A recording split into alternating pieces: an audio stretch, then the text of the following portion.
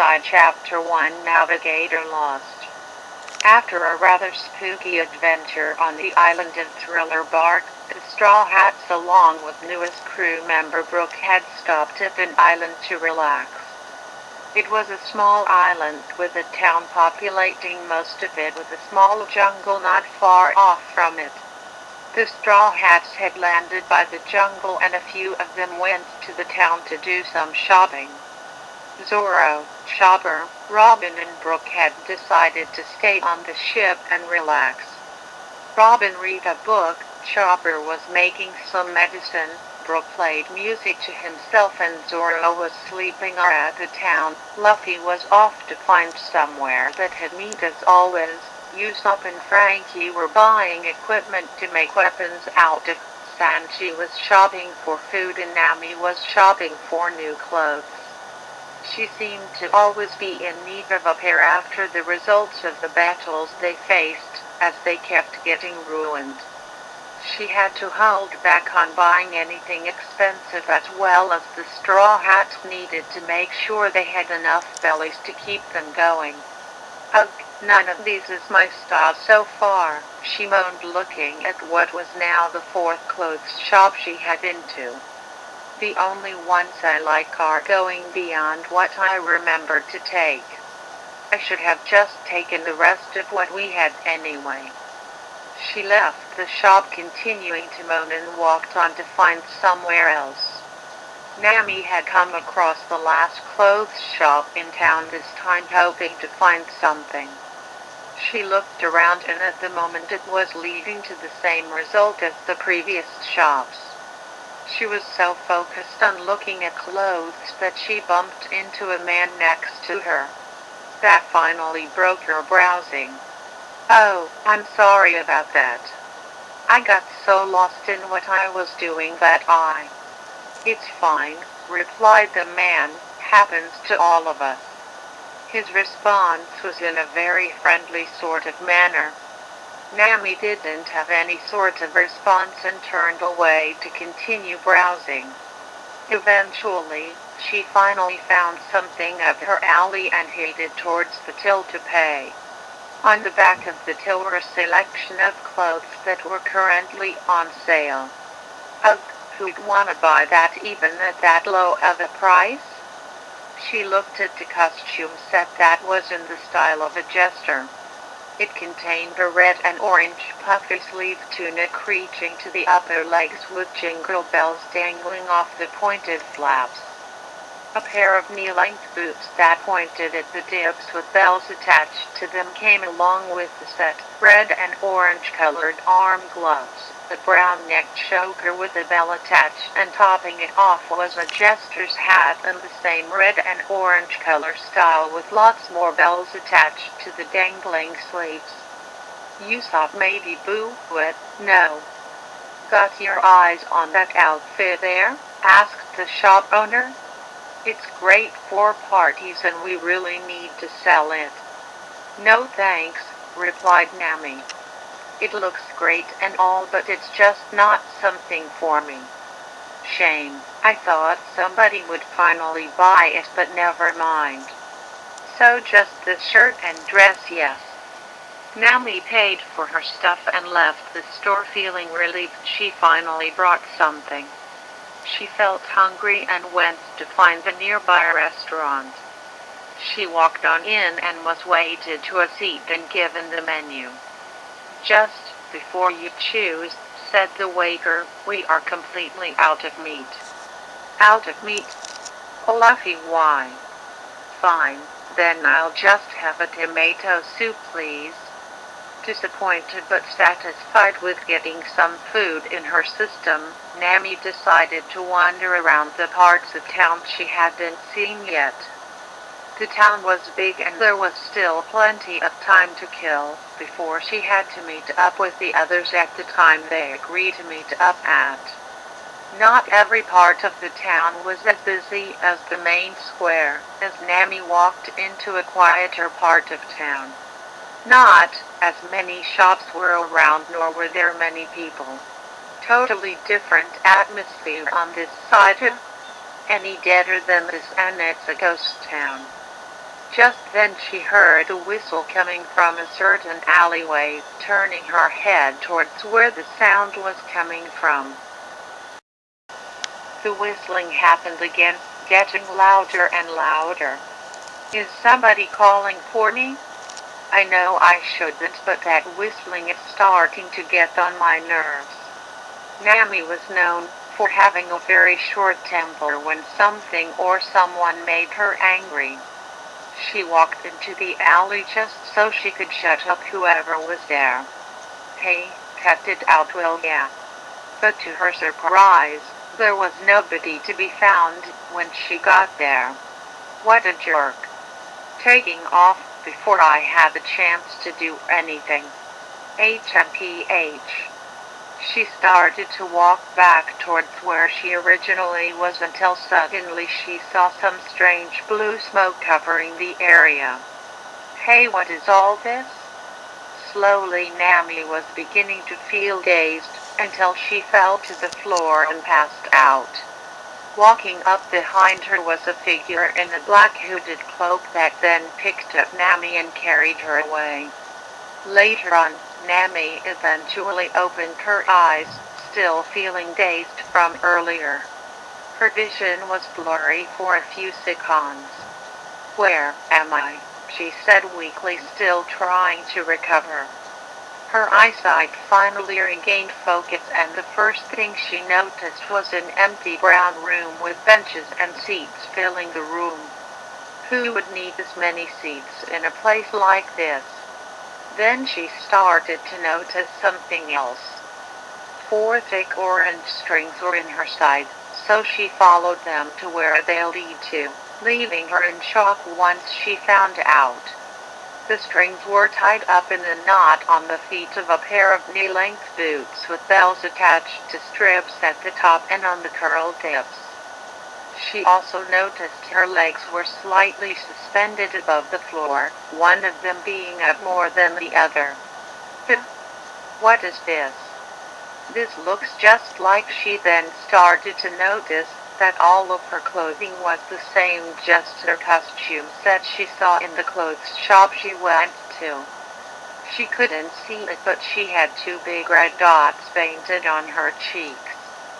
She also noticed more strings tied to other areas of her body, from the hands and upper arms, knees, waist, and though she couldn't see them, 4 more strings were stitched into the base of the jester hat.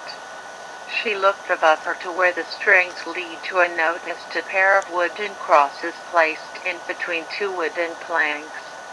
Nami also noticed a painted background behind her and red curtains from the left and right. She was on a small stage, which she then realized she was within an empty rundown theater.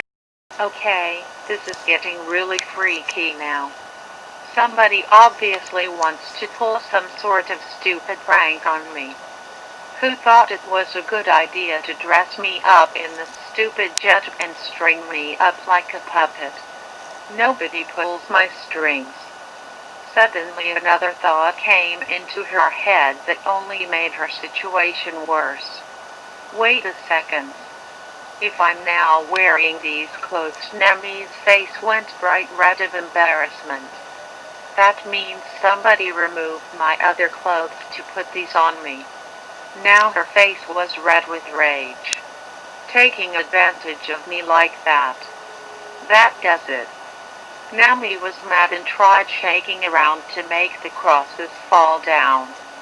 The numerous amount of bells on the outfit jingled frantically as she shook herself about, but the placement of the puppet controls made it too hard for her to force down. Well, this is just great. I'm stuck here looking like an idiot, and I can't even move my arms down properly to try and untie these strings. That you are right. You aren't going anywhere, said a voice close by. Hey, who's there? Let me out of this right now. Just then somebody walked into the room from the side of the stage. Nami gasped when she saw who it was. You're that guy I saw in the clothes shop. Indeed, it's me. Rick's the name and don't you forget it. Great. So very happy to see you, Mr. Whatever, replied Nami sarcastically. Funny. Now finally I can get back at you for what you did to me, thief. Meanwhile Luffy, Usopp, Frankie and Sanji had all met up at the spot they agreed to meet at. Got anything good? Asked Sanji to Usopp and Frankie. Not all that much really, replied Usopp. Just some upgrades to some of my previous weapons and some ingredients for ammo. Not much on my side either, said Frankie. Just a whole load of cola really. Well, I went and bought a bunch of meat, fish and veggies to keep us going, said Sanji. But Luffy, you better not eat all of this before the day is over, got it? He got stern with Luffy, who was known for being pretty greedy when it came to food. No, I won't need any today, Sanji, he replied. What? Said everyone else at once in shock. We can actually eat meat for once in our lives. I'm pretty stuffed on meat today. I went to a bunch of restaurants and went crazy on the stuff. Typical of you, Luffy, Sanji sighed. Say, any of you guys seen Nami yet? She still hasn't made it back. Now that you mention it, yeah, where is Nami? Replied Usopp. Think that she's still clothes shopping? Maybe she's gotten carried away again, asked Frankie. Probably it, replied Luffy. People can get so caught up in that stuff. It's so boring, though. Wanna give it another 10 minutes? Asked Usopp. If she still doesn't show up, then we should all split up and try and find her. Sounds like a plan to me, agreed Frankie. Let's sit on that nearby bench and wait. 10 minutes passed by quickly and there was still no sign of Nami. Well then guess we better go find her, said Usopp, as the other got off the bench. Let's give everyone a half hour to look for her. After that time is up, then meet back here, instructed Sanji. Got it, replied everyone else, as they slipped up to different areas of the town to track Nami down. Look, I don't know who you are, said Nami angrily to Rick. Typical. Well, I sure as hell remember you after what you stole from me. Stole what? Elaborate. All of the gold I had safely locked up in my treasure chest, you stupid girl. Oh please, like that makes it easy to remember. I used to be a thief, but I haven't done it in a long time, and it was all for a good reason. Stealing from me isn't something you can say was for a good reason. I was broke for far too long. The rather big amount of deals I had to make with some pirates just to get back to a reasonable amount of cash. It was frustrating, damn it. I certainly remember a ginger-haired woman stealing treasure from me, looking towards me like I was some kind of idiot. Tell me, were you a pirate or something? I've never seen you in my life and I only stole from pirates. I used to be. But I gave that life up after it just wasn't working for me. I got lucky with some of the pirates I made deals with, as they knew me from way back, but a lot of the time my life would be at risk. Look, I'm not here to discuss my past, I'm here to get back at and completely humiliate you after what you did to me. Oh come on, talk about holding onto a grudge. Now get me down from here and just let go of it already. Not a chance, puppet. I'm not done until I humiliate you. Rick walked towards the stage, turning on an old-fashioned music box sitting on the table close by. He wound it up and went up a small flight of stairs leading him above the stage in Nami. He took the puppet controls and started to make Nami dance on the stage along with the music box's chimes. The bells on Nami's costume jingled along with the rhythm of the music box. "Hey, stop it, you jerk!" Nami yelled as she tried to fight back against the strings. Oh, this is just where the fun begins. Nami was being made to raise her arms and one leg up, swapping to her other leg in a continuous motion.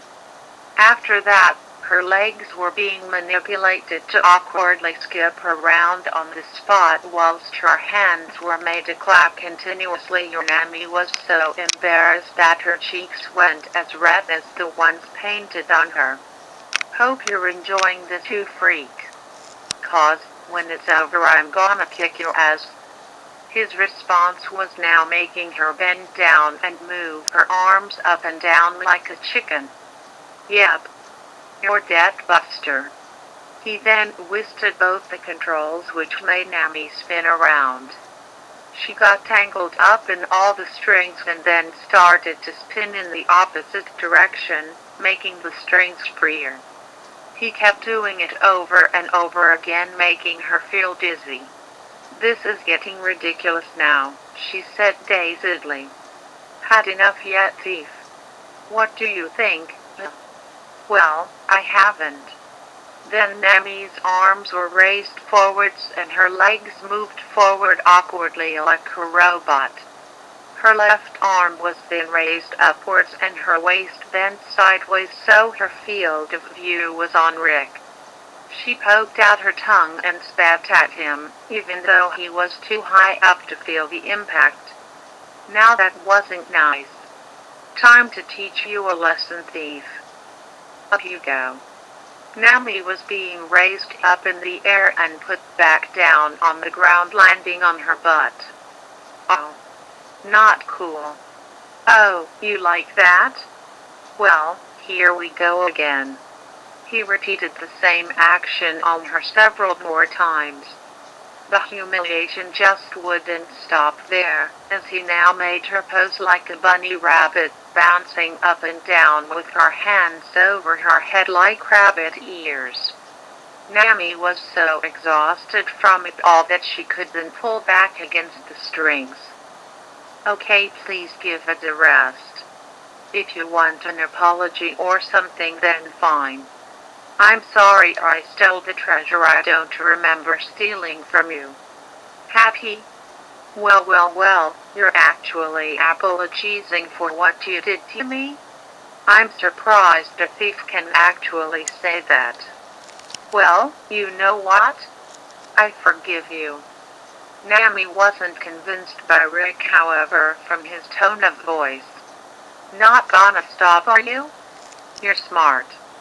He decided to end his playtime with Nami by making her dance like a ballerina.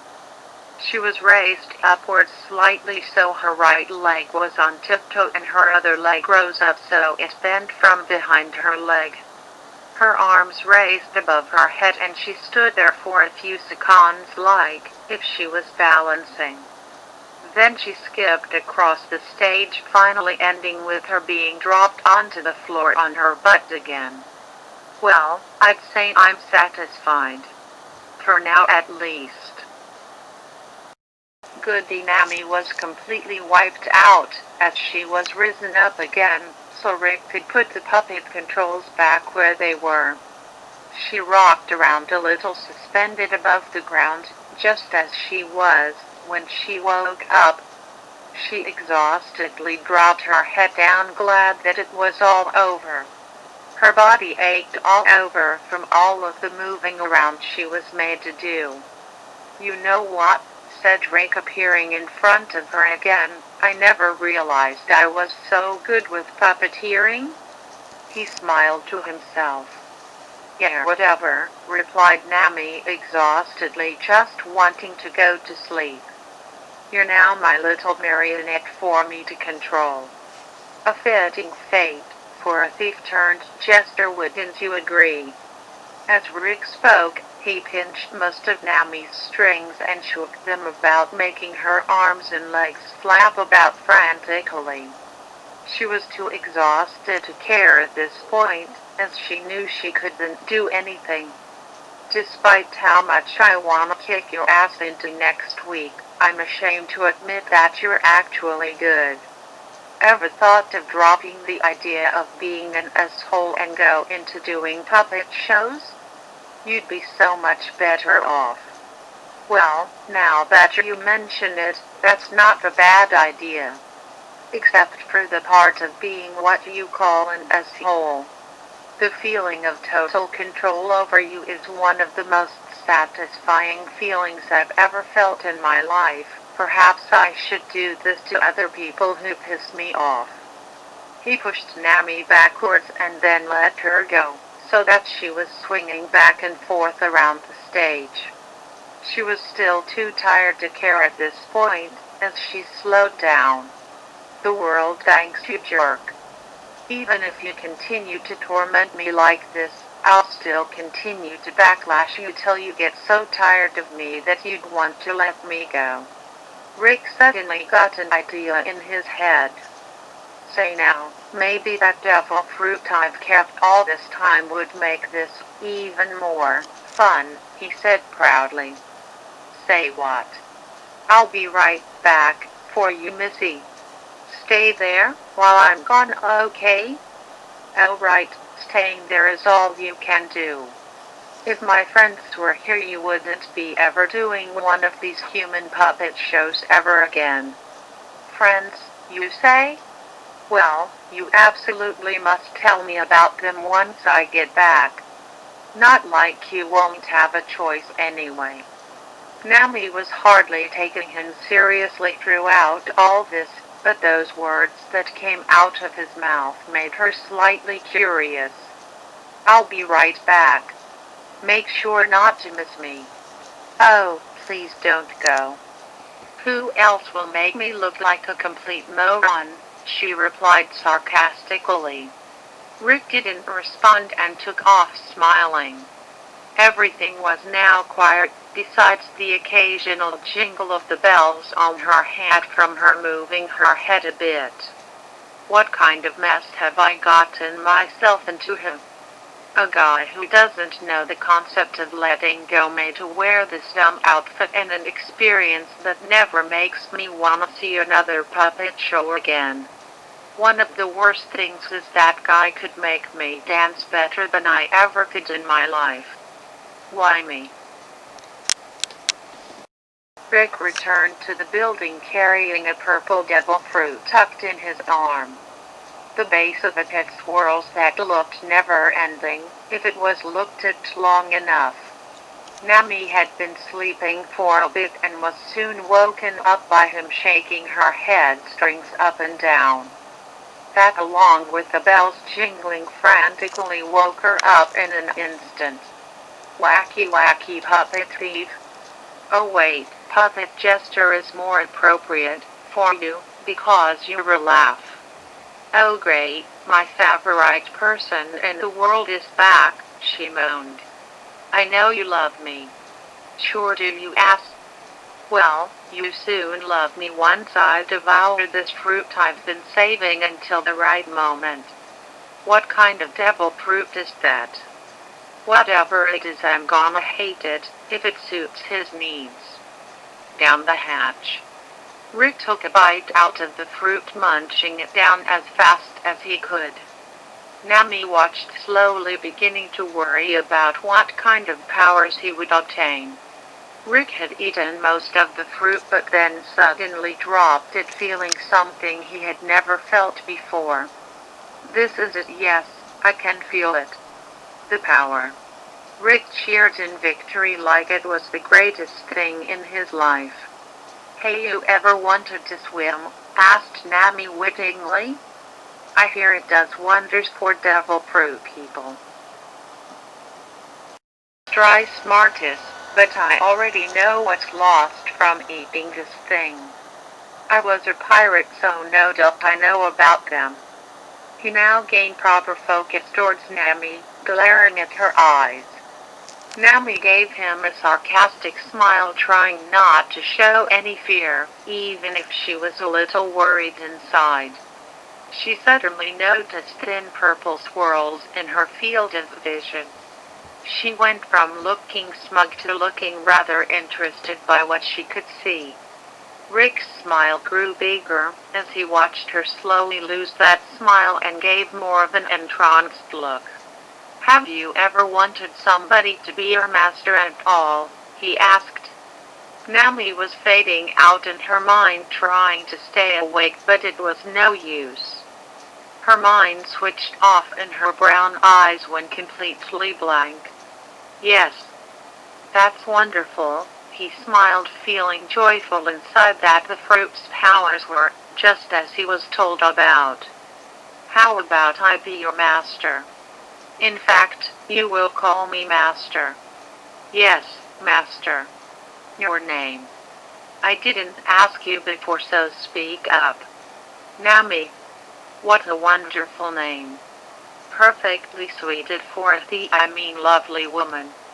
How would you like to be my puppet for the rest of your days?" "Yes. Wonderful. Fun times lay ahead." Now Rick felt even more in control than he ever did before. He couldn't help but do a slightly evil laugh, feeling accomplished in his victory. He rushed back up to the stage and was making Nami dance once again as he laughed. Nami was humiliated and now completely obedient to him. As far as Rick was concerned, he felt like the happiest man on earth. Whether anybody would like it or not,